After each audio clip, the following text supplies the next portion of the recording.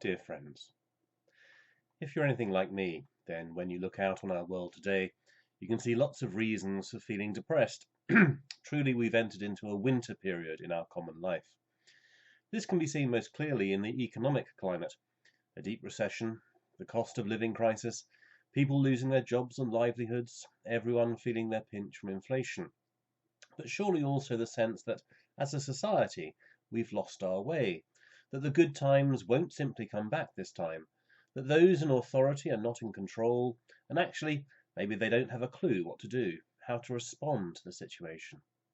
It can seem as if oppression and depression are bearing down upon us, leaving us without any grounds for hope. Yet this is also the time when light is born in the deepest darkness, the time of the winter solstice, when the days start to get longer once again, and that's why the early church chose this time for the great feast of the Incarnation, Christmas, the time when light comes into the world. And of course, the early church, in making this decision, was living at a time when civilization was coming down around their ears, with the collapse of the Roman Empire and the invasions of Vandals and barbarians. It's at the time when things seem at their darkest that the decision to choose the light is the greatest act of faith available to us.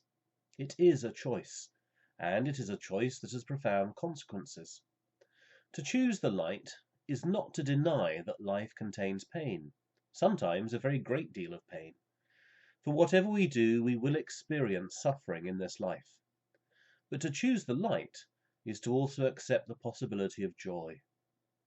If we choose the light, if we embrace the possibility of something good in the midst of darkness, then the Spirit of God comes to us, and we start to share in the gifts of the Spirit: love, joy, gentleness, patience, self-control, forgiveness, grace, the peace which the world cannot give. If, on the other hand, in the midst of darkness we reject the light, and we reject the possibility of something good being possible, then we start to share in the gifts that come from a different place: anger, resentment, bitterness, accusation, deceit and blame, despair and death. It is better to light a candle than to curse the darkness.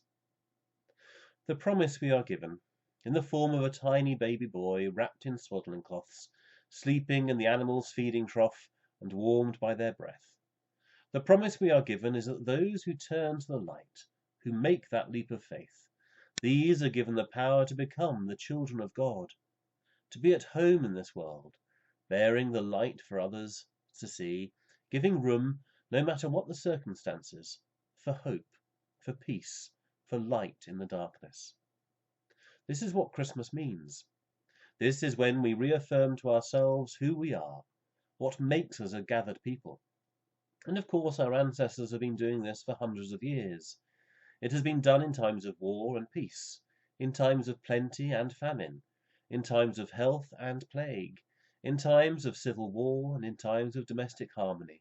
In all the countless different ways that humanity can experience, people at this time of year have gathered in this place, whatever the immediate context of their lives, to reaffirm that great, holy and life-giving truth that, thanks be to God, the light shines in the darkness, and the darkness does not overcome it. May the light and the peace of Christ be with you and all your loved ones this Christmas time and throughout the coming year. Amen.